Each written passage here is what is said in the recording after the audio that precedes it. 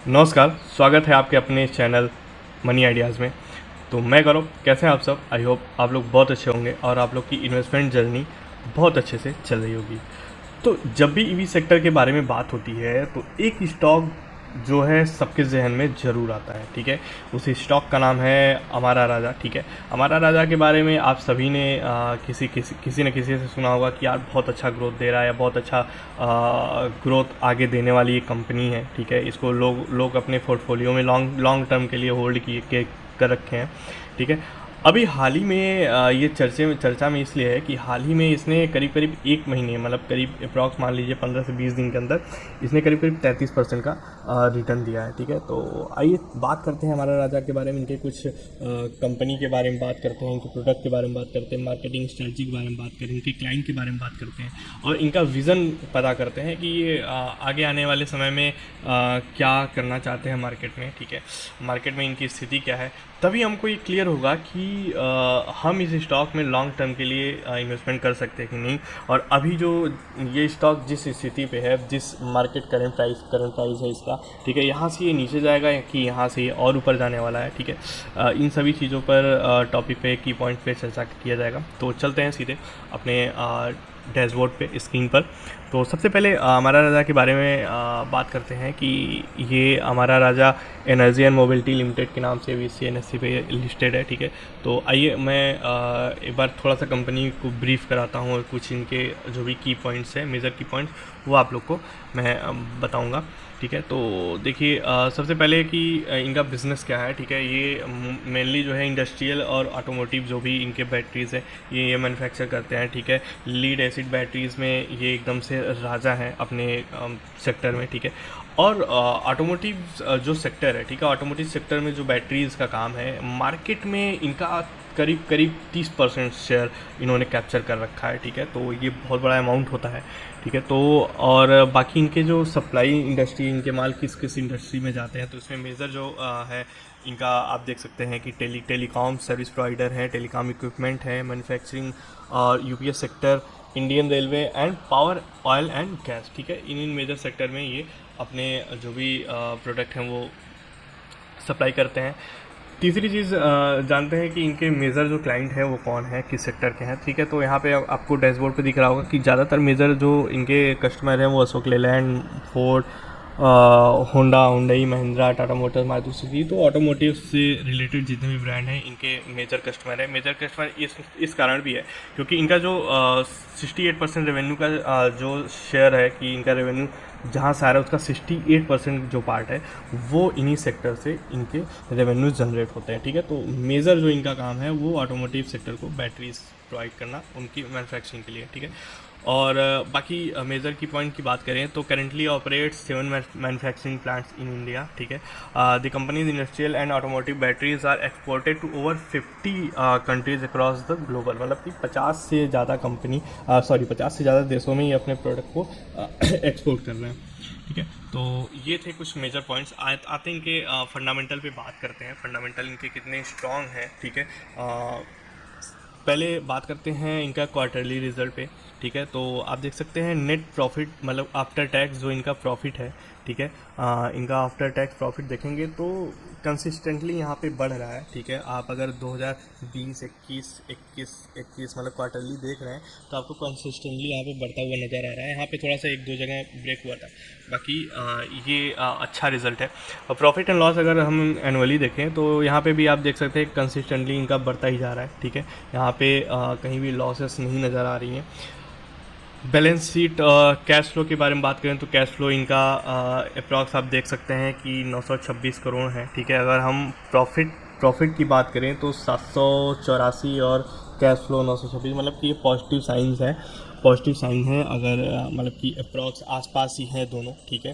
तो ये बढ़िया है। और कैश फ्रॉम इन्वेस्टिंग एक्टिविटीज़, तो यहाँ पे आप देख सकते हैं कि -770 है, मतलब कि इन्होंने जितने भी रेवेन्यू आ रहे हैं इसमें से ज़्यादातर ये अपनी जो भी प्रोडक्टिविटी की जो क्षमता बढ़ाने की चीज़ों में ये इन्वेस्ट कर रहे हैं, मतलब नए नए मशीनरी खरीदना, लैंड एक्वायर करना, तो इन सब चीज़ों में ये इन्वेस्ट कर रहे हैं, ठीक है। तो ये भी प्लस का साइन है, ठीक है।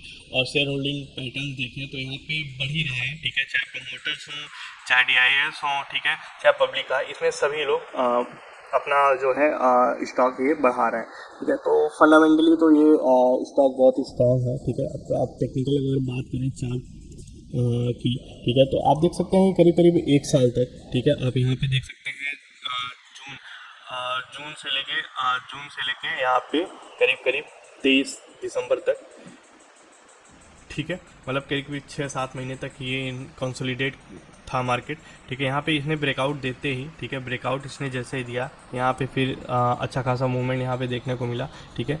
फिर आप देख सकते हैं यहाँ पे 4 दिसंबर से लेके, ठीक है, 4 दिसंबर से लेके अभी लास्ट ये 16 अप्रैल तक ये एक जोन में कंसोलिडेट कर रहा था, ठीक है।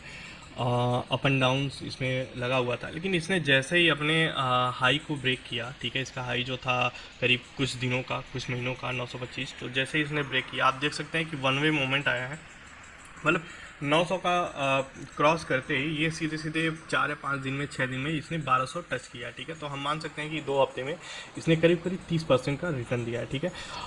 अब अगर हम इसकी बात करें तो यहाँ से मार्केट इसको नीचे आना चाहिए या ऊपर आना चाहिए, इस पर अगर हम बात करें तो सबसे पहले तो हमको ये समझना होगा कि कंपनी का इस समय क्या ग्रोथ है, ठीक है। आपने देखा कि कंपनी का ग्रोथ बहुत अच्छा है मार्केट में, ये कंपनी ग्रोथ बहुत अच्छे से कर रही है, ठीक है। उनका मार्केट शेयरिंग कैपिटलाइजेशन भी बहुत अच्छा है, ठीक है। दूसरी चीज़ देखना होगा कि इन्होंने फ्यूचर में क्या प्लान बना रखा है कि कहाँ पे नया इनका कोई मैन्युफैक्चरिंग प्लांट आ रही है, ठीक है। या ईवी सेक्टर में अगर हम बात करें तो ईवी सेक्टर में सरकार ने क्या क्या योजनाएं सरकार ला रही है, ईवी सेक्टर को सरकार प्रमोट कर रही है कि नहीं कर रही है, ठीक है। और जो ऑटोमोटिव सेक्टर है, ठीक है, तो वो क्या कर रही है, वो कैसा परफॉर्म कर रही है, इन सभी चीज़ों पे ये शेयर डिपेंड करता है, ठीक है। तो अभी तक आपने देखा कि इस साल जैसे ही बजट आया था, बजट के समय क्या हुआ था कि ये हुआ था, बहुत सारी कंपनियों ने 2030 तक का लक्ष्य दे रखा था कि 2030 तक एक तरह से सब चीज़ मतलब रिन्यूएबल एनर्जी पे ही डिपेंड हो जाएगा, बहुत हद तक ये काम होगा, बहुत सारी कंपनियां कर रही हैं, ठीक है। तो आप देख सकते हैं कि ईवी को प्रमोट किया जा रहा है, सारी कंपनियां हैं, जितने भी कार की कंपनी है, सारी कंपनी अपने ईवी जो मॉडल है वो लॉन्च कर रही है, ठीक है। इसमें सबसे ज़्यादा टाटा और महिंद्रा है, ठीक है। तो इसी को लेकर है क्या कि हमारा राजा जो है, आपको दिखा देते हैं, ठीक है। यहाँ पे देख सकते हैं इन्होंने प्लान किया है, एक अनाउंस किया है 9500 करोड़ का तेलंगाना में, तेलंगाना गवर्नमेंट से इन्होंने साइन कर रखा है, ठीक है।